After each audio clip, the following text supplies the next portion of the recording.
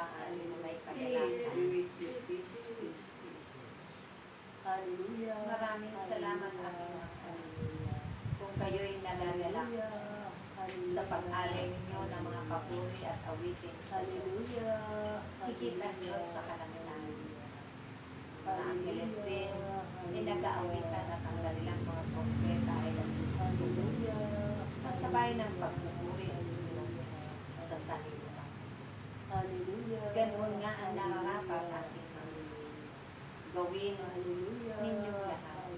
Bilang kanyang ipinalaga at itinakda sa mga panahon ito, huwag ninyong kaliligtaan na may Diyos na nag-aantay ng inyong mga papuri at awitin para sa pagbabayad puri ng inyong mga pasasalamat sa biyaya at grasyang kaloob.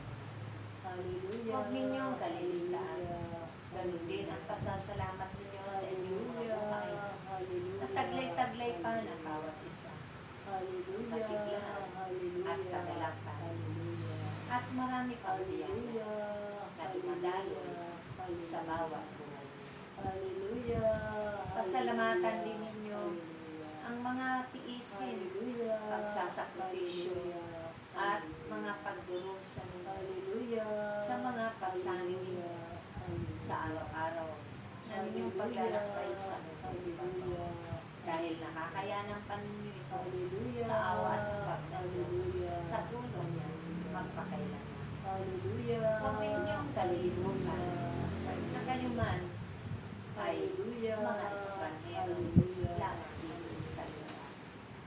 Kaya ang inyong paghandaan at ipunin ang pag-ipunan ay ang kayamanan sa kalangitan. Marami man kayo kayamanan sa mundo. Subalit ang lahat ng ay iiwan. Walang nakakaalam kung kailan kayo manunumbalik sa piling ng Diyos. Ang inyong mga hirap na buhay ay pansamantala lamang. Kaya't ingatan ninyo ang pahalagahan upang kayo man ay hindi maging magkasakit ng iba't ibang salong ang karamdaman dahil minamahal ninyo ang manlilikha. Ganon ninyo ipakita sa Diyos kung papaano ninyo pinapahalaga ang kanyang pag-ibig sa kapwa ninyo maging sa inyo. Kaya't aking mga anak, pagnilayan niyo lagi ang aming mga itinuturo. Alalahanin niyo lagi ang aking mga paghihirap. Na inako ko ang lahat ng inyong kasalanan kung bakit kayo'y natubos na sa lahat ng hirap. Napakapalad ninyo ang dahil marami mang naganap sa mundong ito. Subalit naririyan pa rin kayo. Nagpupuri, umaawit na walang humpay sa Diyos. Patuloy na humahayo sa mandakong ngayon, tinatakda ng Diyos. Anumang mga gampanin ay napagsusumikapan ng bawat isa, ganapin na buong kagalakan, buong pagkira.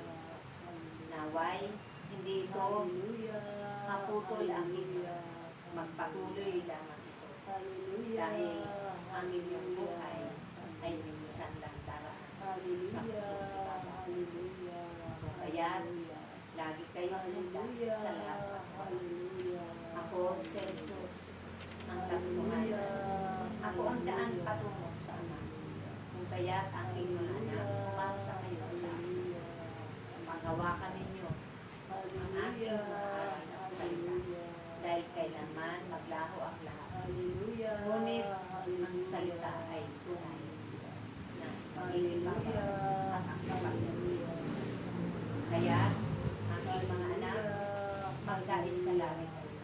Mag-ibigan, magpanalangin, magpakawalan.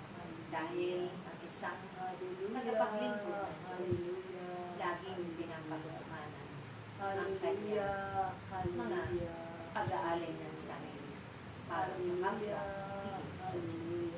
Sumainyo at mabuhay kayo lahat sa pangalan Sa ngalan ng Ama, ng Anak, at ng Espiritu Santo.